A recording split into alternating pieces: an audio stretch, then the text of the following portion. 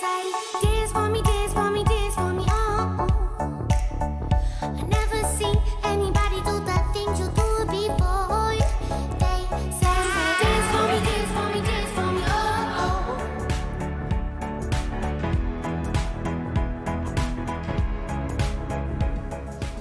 Bonjour à toutes et à tous, je suis ravie de vous retrouver dans votre nouvelle émission. Vous êtes formidables. À l'honneur ce matin, Clarisse Lavanant, auteure, compositrice, interprète, viscéralement attachée à la Bretagne. Pendant 40 minutes, on va tenter d'en apprendre un peu plus sur vous, sur ceux qui vous inspirent, ceux dont le combat vous touche. Merci en tout cas d'avoir accepté notre invitation. Alors vous avez choisi d'être entourée ce matin de Dan Arbraz, qu'on ne présente plus, Soazic Danielou, réalisatrice. Votre film Nose sort prochainement.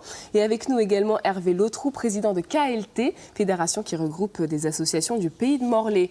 Et Evan nous emmènera dans quelques minutes au refuge des Mistoufles, association que vous soutenez, Clarisse Lavanant, et qui recueille des animaux abandonnés. Bonjour à toutes et à tous. Alors, j'avais envie de commencer par cette phrase que vous nous avez dite en préparant cette interview, Clarisse. On ne naît pas breton, on le devient. C'est la phrase qui raconte aussi votre propre cheminement. Oui, alors c'est une phrase de Xavier Graal, en fait, pour aller jusqu'au bout. Il dit « On ne naît pas breton, on le devient à l'écoute, je crois, du vent, du chant des hommes, du chant des branches et de la mer. » D'accord. Mais effectivement, moi, je me sens bretonne de naissance, même si je ne suis pas née en Bretagne, parce que je suis née au Mans, parce que je suis née prématurée, je suis née à 6 mois et quelques. Alors que tout était prévu pour que, comme tous les gens de ma famille, je naisse à Morlaix. Mais voilà, pour la première fois de ma vie, je suis arrivée en avance. Et ce que vous dites aussi, c'est que la Bretagne se vit avant d'être un quelconque héritage ? Oui, alors il y a quand même cet héritage parce qu'on le porte en nous. Mais après, on découvre cet héritage en grandissant, en vieillissant. Et je pense que c'est effectivement un cheminement. Alors après, chacun a une histoire différente avec la Bretagne ou avec son identité bretonne. Mais c'est vrai que moi, quand j'étais enfant, je venais du pays de l'enfance, tout en sachant que j'étais originaire de Bretagne. Mais après, cette conscience bretonne vient effectivement avec le temps. Alors vous dites souvent que cet héritage breton, il vous a été transmis par votre grand-père. De quoi avez-vous hérité ? Qu'est-ce qu'il vous a transmis ? Il était parti de Bretagne, en fait. Il avait quitté Morlaix pour aller travailler à Paris pendant 40 ans. Et que c'était vraiment... Lui, il avait eu l'impression c'était pas qu'une impression, c'était un déracinement total. Et quand j'étais enfant, où moi je l'ai connu, il était revenu en Bretagne, mais il me parlait de la Bretagne vraiment comme une terre, un paradis. Parce qu'il l'avait quitté, il savait la chance qu'il avait d'y être. Et peut-être j'étais pas assez réceptive. Enfin, je le regrette aujourd'hui parce que je peux plus en parler avec lui. Mais l'ayant vécu moi-même, tout ce qu'il m'a dit, en fait, après, je l'ai vécu moi-même. Et je pense que grâce à lui, j'ai dû revenir. Peut-être ces gens-là qui nous ont précédés font que nous, peut-être grâce à eux, on a pu choisir de revenir, de rester, et qu'ils nous ont permis d'être là, peut-être même en ce moment même. Alors tous les étés, vous les passiez en Bretagne. À quoi ressemblait l'enfance de Clarisse Lavanant, petite ? La Bretagne, c'est vraiment... j'ai de la chance, c'est là où j'ai vécu les plus beaux souvenirs. Justement, on a une super belle photo, là, on vous voit assise. Vous deviez avoir quel âge sur cette photo ? Je sais pas, je dirais à peine 3 ans, peut-être. Ouais. Et c'est vrai que puisque c'était... on était au Mans, parce que mon père travaille à Paris, donc le Mans, c'était un petit peu entre la Bretagne et Paris. Ça nous permettait de ne pas être complètement déracinés. Mais quand on venait en Bretagne, comme toute ma famille était vraiment à Morlaix, c'était que des moments heureux. Et les moments difficiles, je ne les ai pas vécus en Bretagne. Donc pour moi, cette terre, c'est que de la lumière. Et je crois que oui, ça se voit effectivement. Vous avez la banane, une bonne petite bouille. Alors vous avez passé de nombreuses années en dehors de nos frontières, on va y revenir un petit peu tout à l'heure. Est-ce que c'est ce qui renforce aussi d'autant plus vos liens avec la Bretagne ? Vous vous dites, ok, je suis partie, je suis revenue, mais je sais pourquoi je suis là aujourd'hui. Oui, je crois que je ne me suis jamais sentie autant bretonne que quand je suis partie. D'abord, j'ai fait Le Mans, Paris, ensuite je suis partie pour chanter avec... le spectacle Les 10 Commandements, donc au Canada. On va y revenir tout à l'heure. Et quand j'étais au Canada, c'est là que je me suis vraiment sentie... le fait d'être loin, vous avez besoin de vous... pas recréer, mais retrouver des racines qui font que même quand vous êtes loin, vous n'êtes pas perdu. Et en fait, vous emmenez avec vous ce territoire, vous emmenez la Bretagne, où que vous alliez. Et vous ne pouvez pas perdre vos repères. Et ça, c'est une sacrée chance dans la vie. quoi qu'il puisse arriver, où que vous puissiez vous retrouver, vous avez cet ancrage. Et ces premières années en Bretagne font que j'ai des fondations, quelque chose qui... des garde-fous, quelque chose qui vous tiendra pilier, en toujours tout cas. debout. On va continuer à parler de votre parcours. Vous avez souhaité aussi mettre en lumière l'association Mistoufle pour cette émission, association qui vient en aide aux animaux. Leur refuge est situé à Saint-Martin-des-Champs. Avant de retrouver Evan qui s'y trouve actuellement, Clarisse Lavanant, c'est la grande amie des animaux. Oui, parce que il vous donne tellement de confiance que vous voulez être à la hauteur de cette confiance. Et justement, on va aller retrouver Evan qui va nous en dire davantage sur cette association. Je tiens à vous remercier Clarisse, puisque grâce à vous, je suis en pleine session de ronron thérapie. Et c'est trop bien. Allez Nikita, papa doit aller travailler maintenant. Bonjour Christelle. Bonjour. Alors du coup, nous sommes, comme tu le disais, Enfanté à côté de Morlaix, à l'association des Mistoufles, créée en 94. Oui. Avant de commencer, ça veut dire quoi, Mistoufle? Ça veut dire petit malheureux en vieux français. Ah, c'est trop mignon. Et alors du coup, toi Christelle, depuis que tu es toute petite, Oui. tu baignes dans ce milieu, dans ce refuge. Voilà. Donc avant qui était installé à Plouguianou, on est ici depuis 2014. Maintenant, je suis plus bénévole, je suis salarié de l'association. Voilà, et je cohabite avec tous les petits matous. Enfin salarié, mais Genre, aussi bénévole. Hein. Ah oui, C'est ça vraiment fait une les grande deux. passion. Alors ce refuge, il est trop mignon. Il y a beaucoup de chats ici, mais vous n'avez pas forcément que des chats, on en reparlera. Oui. Il y a combien d'animaux ici? Alors ici, on a la capacité pour 33 chats adultes, mais en ce moment-là, ils sont 25. On a des arrivées qui vont arriver dans la semaine. Et alors quand vous êtes en capacité maximale, comment vous faites? Vous refusez? Non, on refuse pas. On fait soit patienter, ou soit on travaille avec des familles d'accueil. Des familles d'accueil, ok. On en reparlera du coup tout à l'heure avec Léna. On va vous présenter un chat, un peu star aujourd'hui, qui est à l'adoption. Et on va le faire jusqu'à la fin de l'émission, vous présenter au moins 3 chats. Christelle, je te laisse présenter Sushi. Eh ben oui, voilà, Sushi, notre petit Sushi, c'est un petit mâle qui a 3 ans. Il arrive de Fourrière, donc il a été trouvé errant sur le territoire de Morlaix Communauté. Il n'a pas été réclamé par ses propriétaires, donc il est arrivé au Mistoufle. Depuis qu'il est arrivé, eh bien, il a bien grossi, il est bien dodu, il va très bien. C'est un chat qui est très affectueux, qui pourra convenir à une famille, plutôt en maison, pas en appartement, qui est très joueur. Voilà, il fera le bonheur de la famille. Bon, si ça vous intéresse et que vous êtes devant votre écran, allez tout de suite sur Internet, la page Facebook des Mistoufles, on aura aussi l'occasion d'en reparler. Une petite question, pourquoi est-ce qu'il y a des cages ici? Alors, les cages sont faites ici pour quand les animaux arrivent.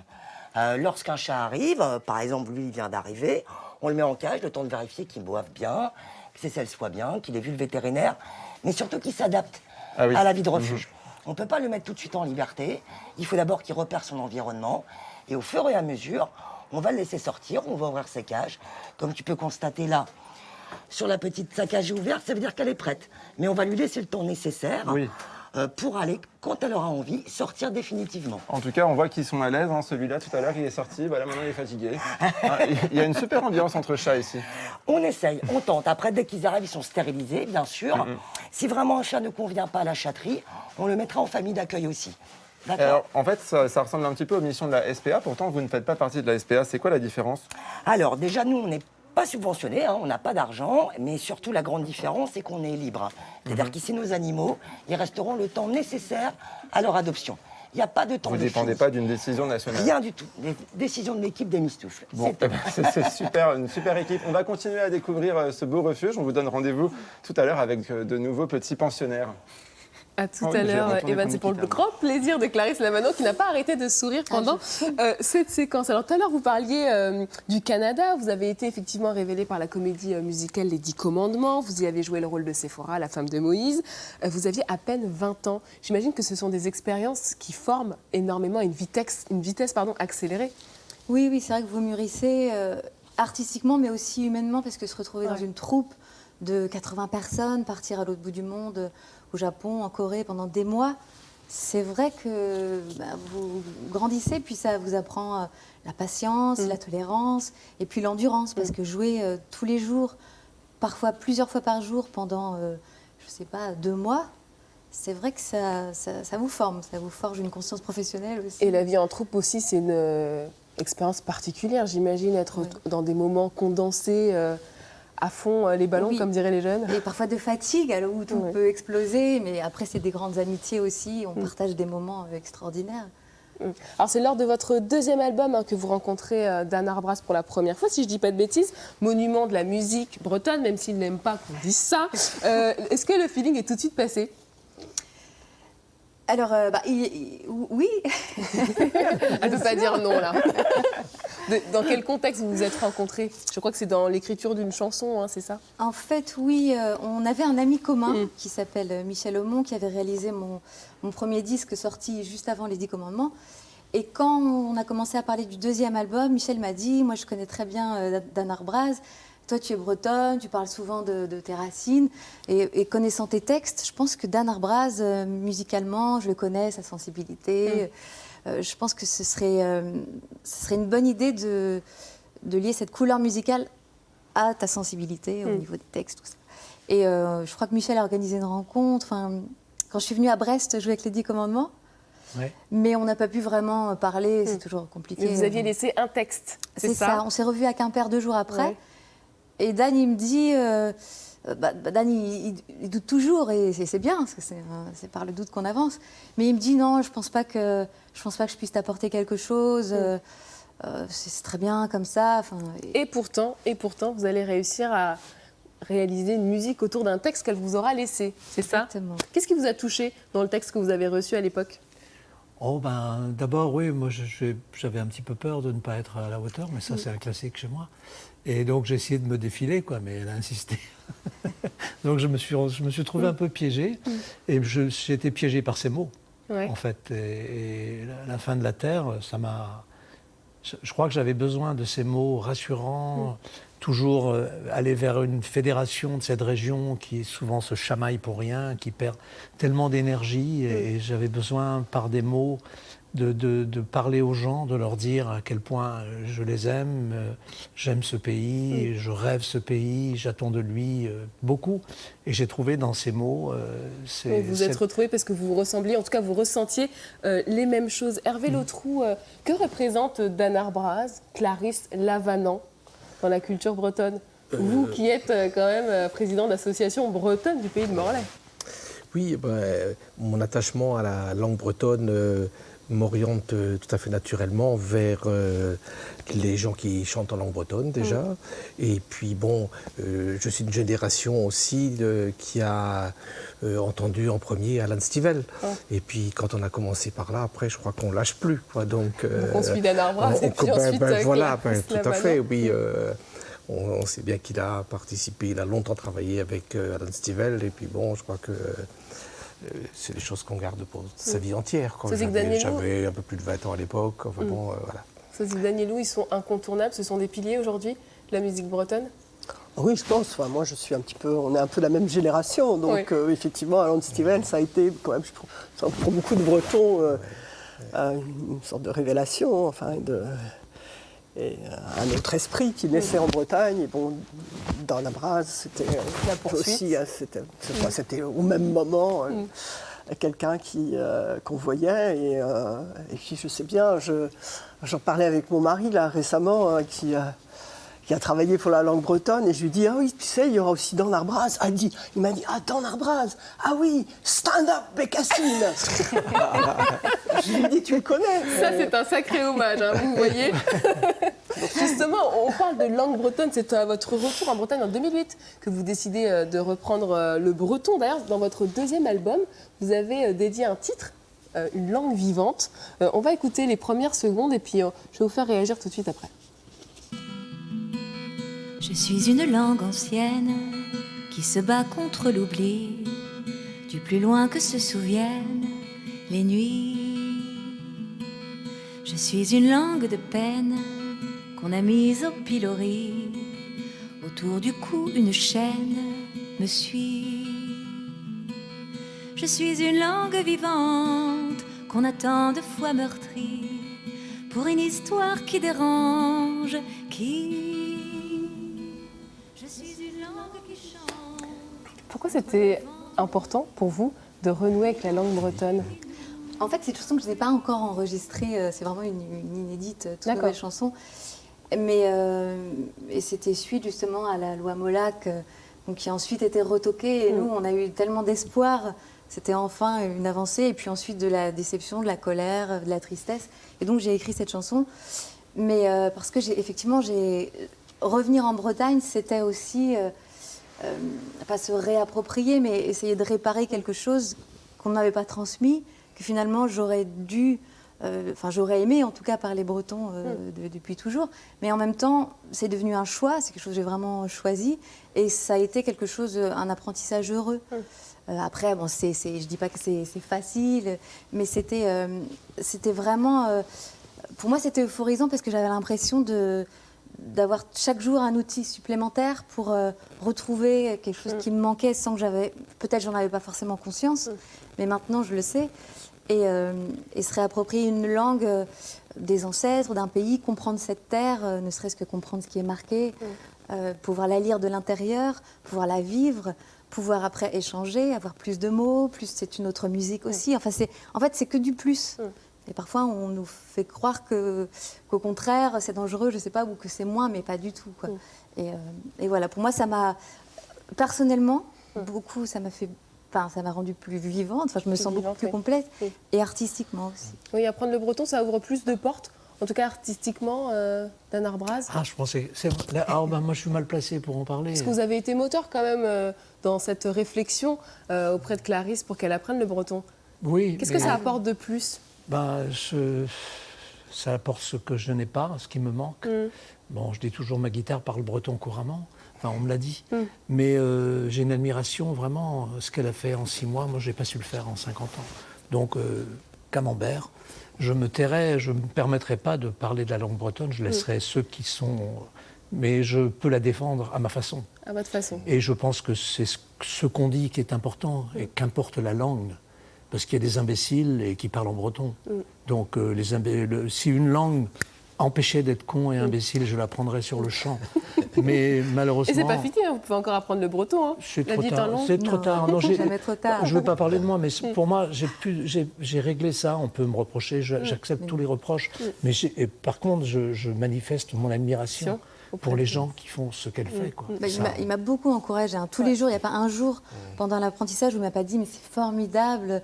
Alors que peut-être certaines personnes pouvaient se demander pourquoi, à quoi ça allait servir, ou d'autres peut-être qui attendaient un peu au tournant. Mais Dan, c'était que... il m'a vraiment aidé. Encouragement. Hervé Lautrou, j'imagine que dans votre fédération, il y a des associations qui permettent d'apprendre le breton. Est-ce qu'il y a des profils comme Clarisse qui renouent ? On trouve à peu près tous les profils parmi les gens qui apprennent le breton. Pour une grande... Disons, pour une petite majorité, ce sont des gens qui approchent la fin de leur carrière professionnelle et puis qui veulent utiliser le temps qui va se libérer pour eux à un enrichissement culturel, on pourrait le dire comme ça, je pense. Et puis, il y a aussi des gens plus jeunes qui, soit parce qu'ils ont des enfants qui sont dans des classes bilingues ou des parcours qui vont leur permettre d'apprendre le breton, et les parents veulent au minimum en savoir autant que leurs enfants. Et on peut apprendre le breton en version accélérée sur 6 mois, comme on peut faire des cours du soir, j'imagine. Toutes les formules existent, que l'on soit débutant ou bretonnant confirmé, il y a toujours une marge pour progresser.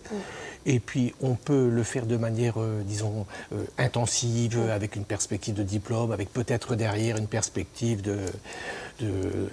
avoir un atout supplémentaire sur le plan professionnel. Et puis, on peut le faire aussi, disons, à allure un peu plus modérée, bien plus pour l'enrichissement personnel que ça apporte. Hein. On demandait tout à l'heure pourquoi le breton.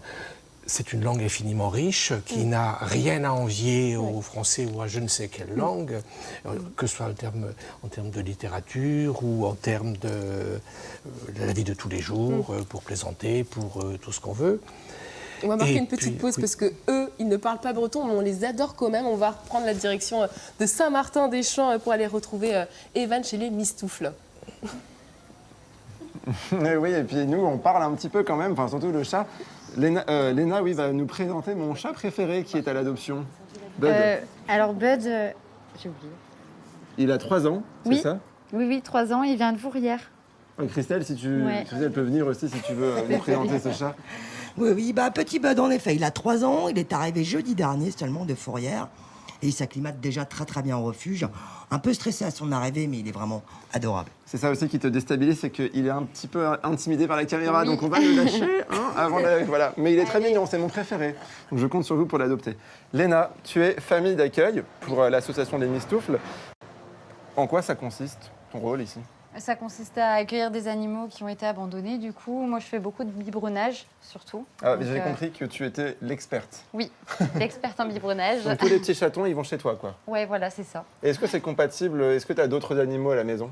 Oui, j'ai 2 chats et 2 chiens, mais à force, en fait, ils s'habituent. Et puis, ils ont été tout petits habitués à ça. Donc, Ça fait 5 ans que tu as ce rôle dans l'association. Oui. Pourquoi est-ce que tu as eu envie de t'investir de cette manière-là? Parce que j'ai toujours aimé les animaux depuis que je suis toute petite. Et du coup, je me suis dit, pourquoi pas essayer d'aider avec tout ce qu'on voit aujourd'hui, tous les abandons, tout ça. Et des abandons, il y en a, on aura l'occasion d'en reparler tout à l'heure avec Christelle. Est-ce que tu pourrais donner quelques critères pour la famille d'accueil parfaite, ou est-ce que finalement tout le monde peut être famille d'accueil? Il faut surtout avoir du temps, déjà, parce qu'ils ont tous un passé, voilà, souvent dur. Et il faut avoir un petit peu de place et souvent une pièce aussi à part, pour ceux qui sont malades, tout ça. Bon bah écoute, merci beaucoup. On va continuer à découvrir le refuge. D'ailleurs, Clarisse, est-ce que vous avez des animaux? Je n'avais pas notion de tout ce contexte. J'ai 2 chats. Je t'en prie. Hein. Et c'est vrai Ah, que... combien d'animaux? Oui, j'ai 2 chats. Qui auraient dû, qui en fait sont passés par la Bon, alors on fourrière. compte sur vous pour peut-être devenir un jour devenir famille d'accueil. Et oui, le problème c'est que moi j'aimerais tous les accueillir. Il faudrait que j'ai un jour une grande maison. Ouais. Ouais, mais c'est vrai On que... sent, Christelle, que Clarisse est fan du refuge. On va continuer à vous le faire découvrir, mais aussi parce que vous avez besoin tout le temps de nouveaux bénévoles. Pour quelle mission? Toute l'année. Pour tout. On a besoin des bénévoles pour venir aider à l'entretien de la chatterie. On recherche évidemment toujours des familles d'accueil. C'est toute l'année qu'on en recherche. Même si on est disponible que 15 jours de vacances, ça nous aide, ça peut faire un relais. Donc pas hésiter à nous contacter. Oui, ou alors de passer le week-end prochain, puisque oui. c'est porte ouverte ici. Grande porte ouverte le week-end prochain. Samedi et dimanche, on sera ouvert de 10h à 18h en continu. On va présenter une 50aine de chatons à l'adoption, plus une 30aine de nos chats adultes, dont certains que vous avez fait la rencontre. Dont mon préféré. Donc venez vite l'adopter, parce que moi, malheureusement, je peux pas. Allez, on se retrouve tout à l'heure pour continuer à vous parler de ce beau refuge des Mistoufles à Morlaix. À tout à l'heure. À tout à l'heure, Evan. Et après les Mistoufles, autre association dont vous êtes cette fois la marraine, Clarisse Lavanant, Grain de sel, qui tente d'apporter un petit peu plus de vie à des enfants hospitalisés. On retrouve en visio Marie-Catherine Delaveau. Bonjour, vous êtes présidente de l'association. Première question, pour vous, le choix de Clarisse, il s'est imposé un peu comme une évidence. Qu'est-ce qui a motivé votre envie qu'elle soit marraine de votre association? Oui, ça m'a paru évident, enfin je le dis comme ça naturellement, mais parce que c'était important pour moi de trouver quelqu'un qui soit du pays de Bretonne déjà dans un premier temps, parce que nous, on agit uniquement en Bretagne, et sur le pays de Morlaix idéalement, et c'est vrai que je connaissais le talent de Clarisse, et j'ai été ravie qu'elle accepte, ça fait 6 ans maintenant, d'être la marraine de l'association. Qui agit effectivement en Bretagne, essentiellement quand même dans le Finistère. Nous sommes basés dans le Nord Finistère et nous avons une antenne également en Cornouailles. Et donc pour moi, c'était un grand plaisir, un grand bonheur qu'elle accepte d'être la marraine. Alors vous agissez dans le quotidien des enfants malades. Qu'est-ce que vous mettez en place tout au long de l'année avec votre association? En fait, on a une association, on essaie d'apporter un environnement ludique aux enfants, à la fois les enfants qui sont dans les hôpitaux, qui sont en centre de rééducation, en centre pédopsychiatrique également, à domicile également, qu'ils viennent, que ça soit pour une prise de sang, pour une maladie plus grave, un cancer ou autre. On essaie d'apporter une solution un peu innovante à ce qui existe déjà. On est tous complémentaires entre associations. Il y a beaucoup d'associations merveilleuses en Bretagne. Donc, on essaye d'apporter quelque chose qui n'est pas sur place. On fait du sur-mesure en fonction de ce qui existe déjà dans l'établissement où on va. On a fait venir, par exemple, et Clarisse connaît bien le décorateur médical avec lequel on travaille, Patrick Gaubourg, le concept de dalle au plafond, qui est un concept qui est un outil thérapeutique très important maintenant pour nous, qui permet de mettre des dalles au plafond avec des jeux qui occupent les enfants, qui les déstressent, qui déstressent les parents aussi. Et pour être une maman, ce n'est pas rien. Et donc voilà, et Clarisse a déjà fait des ateliers avec nous et avec Patrick et pourra en parler également. C'est important, Clarisse Lavanant, en tant qu'artiste, de se positionner, de s'engager pour certaines causes? Oui, parce que ces gens-là donnent ce qu'on a de plus précieux, c'est du temps, c'est leur temps. Et ce sont des gens souvent bien occupés, très occupés d'ailleurs. Et effectivement, participer, après on aimerait toujours faire plus, mais participer à toutes ces actions, effectivement, ça donne un peu un sens. Et puis, voilà, c'est bien aussi de ne pas être toujours que dans la musique et ouvrir et aider quand on le peut, comme on le peut. Merci beaucoup Marie-Catherine Delaveau d'avoir été avec nous en visio. Ces engagements, ce sont souvent aussi de belles rencontres. La preuve en est aujourd'hui avec Swazik Danielou que vous avez rencontré il y a très très peu de temps. Ça fait pas très longtemps que vous vous connaissez, ça fait 3 ans. Et vous avez interprété le rôle principal dans son prochain film Nose. On va regarder la bande-annonce et on revient tout de suite après.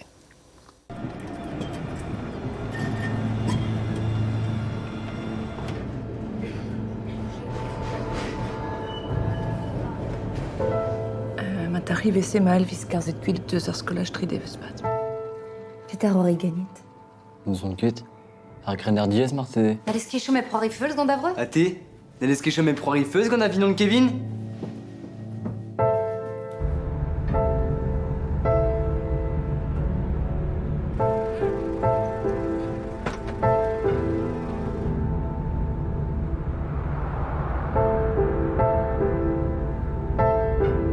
Peragout de dendro. Tirei zo ganin, Lisa. Dit da c'houzout on devet er miez deus an toul. Ar gwirmeus da gaz vajeu e vel a garon.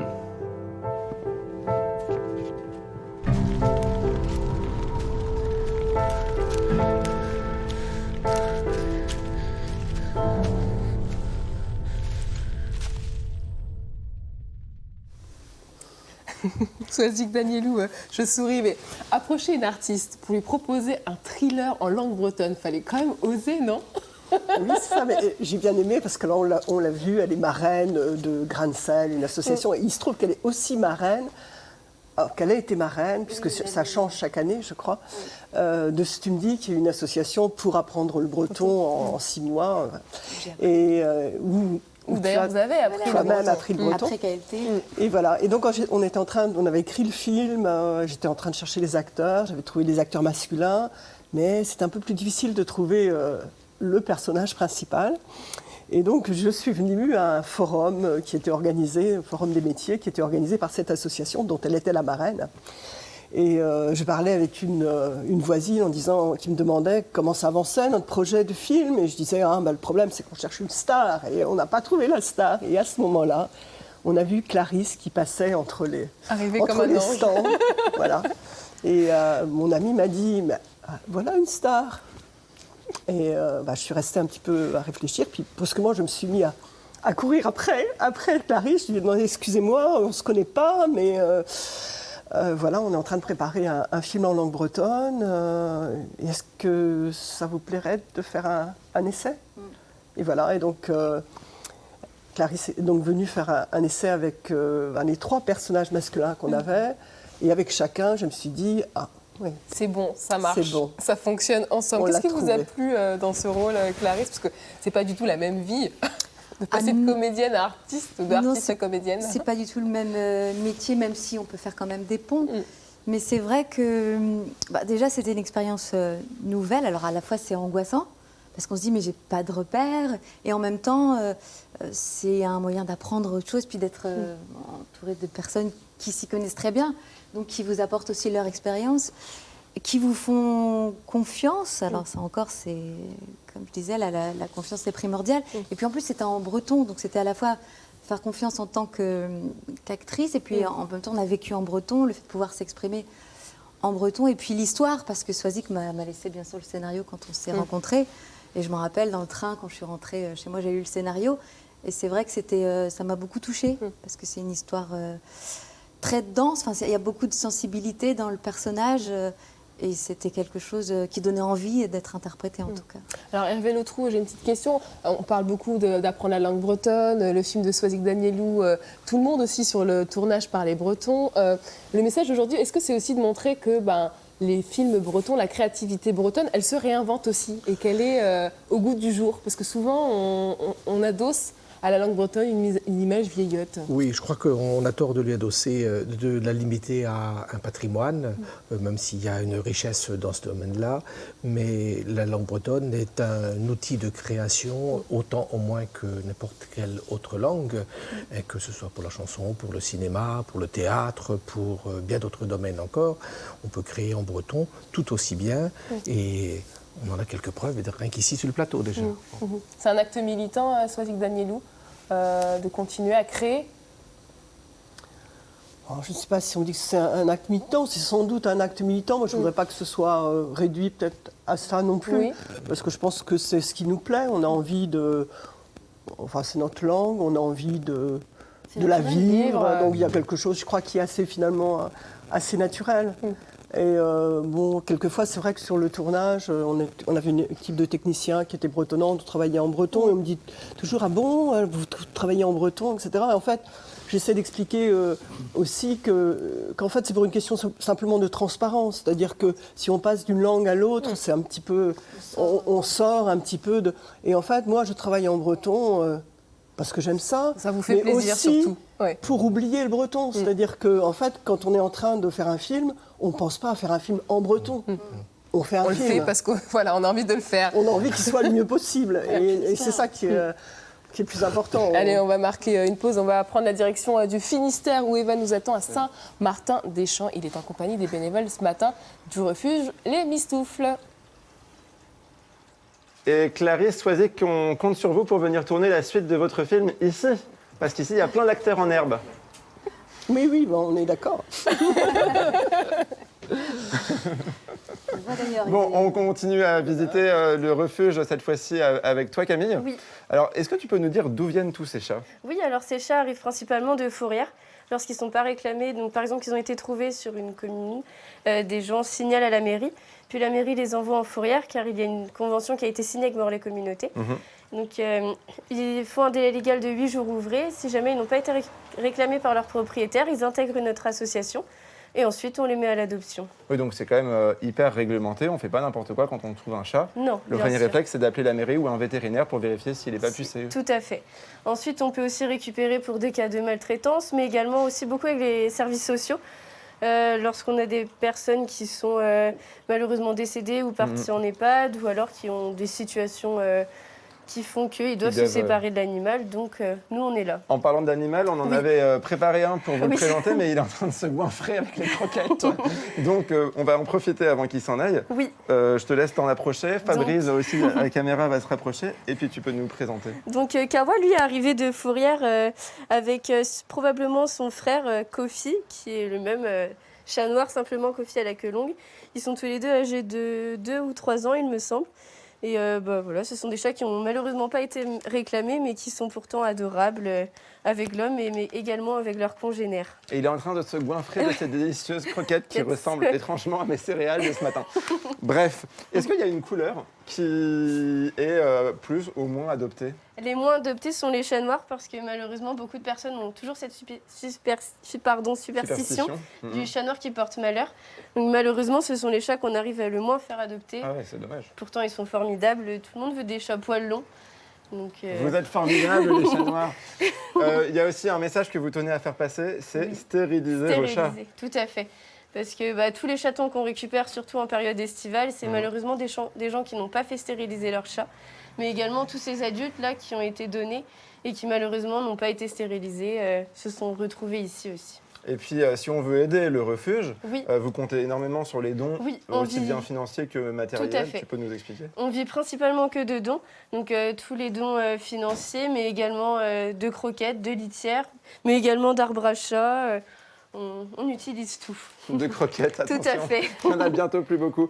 En tout cas, on vous affiche la page Facebook et Instagram de l'association, puisque vous y mettez tous les nouveaux arrivants. Tout à fait, on est très réactifs. Voilà, et donc n'hésitez pas à prendre rendez-vous avec l'équipe ici pour passer au refuge à côté de Morlaix.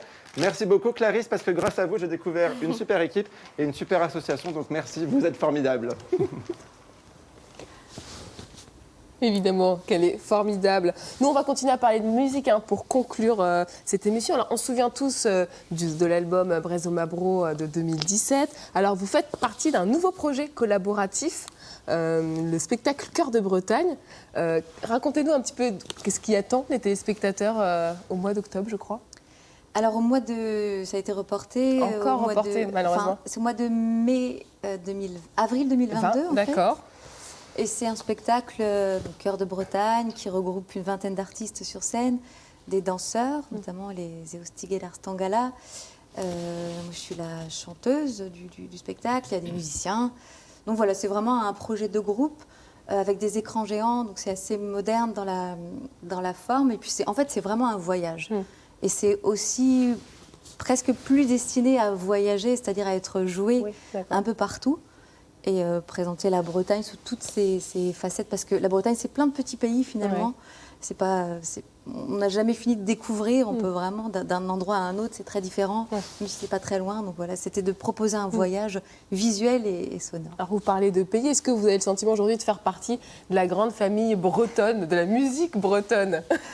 On posera la question à Dan après. Ma famille musicale, c'est les gens que j'aime, que ce soit des gens que j'écoutais déjà, des gens avec qui j'ai partagé des moments de scène, des enregistrements. Donc effectivement, c'est une famille musicale parce que tout simplement, c'est des gens que j'aime. Alors, vous avez interprété ensemble, Dan et Clarisse, ce morceau harmonique qu'on va entendre en fond. Dan Arbras, cette nouvelle génération de musiciens bretons, est-ce qu'elle est aussi en train de créer un sillon qui est différent de vous, les anciens, si je peux me permettre? Oui, c'est vrai, nous on arrive bientôt au bout de la route, c'est comme ça, c'est la vie. Et donc c'est bien qu'il y ait toute cette jeunesse. J'avais demandé à un ami justement d'écrire un morceau qui s'appellerait Le jeune pays de nos enfants plutôt que le Brogos Mazadou, le pays de nos pères. Que ce sont les enfants, ce sont les jeunes maintenant qui vont le construire ou pas, ce pays qui est le leur, qui ne sera plus le nôtre parce qu'on s'en ira un jour. Oui, pour moi, la relève, on me dit alors c'est quoi la relève? La relève, c'est le public qui l'a choisi. Ils ne sont pas fous. Quand ils entendent quelque chose qui leur plaît, ils sont prêts à aimer. Donc c'est aux artistes de plaire. Plaire, ce n'est pas un gros mot. Écrire une belle chanson, c'est une belle chose. Écrire une belle chanson qui parle aux gens, qui donne envie aux gens de la chanter, célébrer la Bretagne, célébrer une langue. Donc c'est aux artistes comme nous on a fait. Je dis toujours, une fleuriste ne met pas les fleurs n'importe comment dans un pot de fleurs. Elle les arrange pour que le pot de fleurs soit attrayant. Et qu'est-ce qu'elle doit faire que vous n'avez peut-être pas osé, fut un temps? Je ne sais pas, on a osé quand même certaines choses. Beaucoup osé. On a osé. Il y en a qui ont osé. On a osé. Je crois qu'on a quand même osé pas mal de choses. Les Gilles Servat, les Stivell, Glenmore, Yoann Guarnic, on a osé des choses, mais on est en face d'un pays jacobin qui ne veut rien entendre et puis peut-être des Bretons qui ne se réveillent pas suffisamment. Donc ce qu'il faut oser, c'est oser les réveiller, mais en caressant, pas forcément, ne pas chercher la querelle sans arrêt. Xavier Graal disait on ne s'invente jamais qu'au fond des querelles. Moi je crois à la fédération. Moi, le succès qui m'est arrivé dans ma carrière, c'est quand j'ai fédéré les gens. Je suis resté à ma place tout en laissant les autres s'exprimer. Donc je pense que c'est un travail, c'est épuisant la Bretagne. C'est un travail de longue haleine. C'est épuisant la Bretagne, c'est extraordinaire, c'est un pays extraordinaire avec des gens extraordinaires. Mais c'est épuisant de les mettre d'accord, de se dire merde, on a un truc à faire ensemble, quoi. On le fait quand? Quand est-ce qu'on se réveille que la langue bretonne, on n'en parle plus, on la parle? Donc il va falloir oser continuer en tout cas. Il faut qu'ils osent, eux. À oser. Et j'imagine que comme Dan Arbras vous a accompagné, vous avez à cœur vous aussi de transmettre cet héritage que vous portez aujourd'hui, Clarisse? Bien sûr, parce que nous, tout ce qu'on a reçu, alors j'ai pas parlé de Glenmore par exemple, mais qui m'a aussi beaucoup apporté. Et je chante aussi pour les enfants, et c'est vrai que d'avoir on est à la fois dans l'héritage et la transmission, et peut-être au jour d'aujourd'hui, je suis au milieu pour l'instant. Alors il nous reste quelques secondes. Vos prochains albums, il y en aura un en breton, je crois, qui est en cours de préparation. Je suis en train d'enregistrer le 12e. Alors effectivement, peut-être un qui sera tout en français et un tout en breton, plutôt que de mélanger. Voilà, en tout cas, c'est Vararstern, comme on dit. On arrive à la fin de cette émission. Merci beaucoup, Clarisse Ravanant, d'être venue nous raconter votre histoire sur votre plateau. Merci, Dan Arbraz, Marie-Catherine Delavaux, Swazik Danielou, Hervé Lotrou, d'avoir été avec nous. Alors, avant de se quitter, on a un petit rituel dans cette émission. On prend en photo nos invités, immortaliser le moment. Comme ça, vous allez faire partie de la grande famille. Vous êtes formidables. Donc, vous êtes prêts pour la photo? Preston. Alors, je suis pas très bonne, hein, il faut que je... Ça marche pas. Voilà. Et ben, on la fera quand l'émission sera terminée. Je ne sais pas pourquoi ça ne fonctionne pas.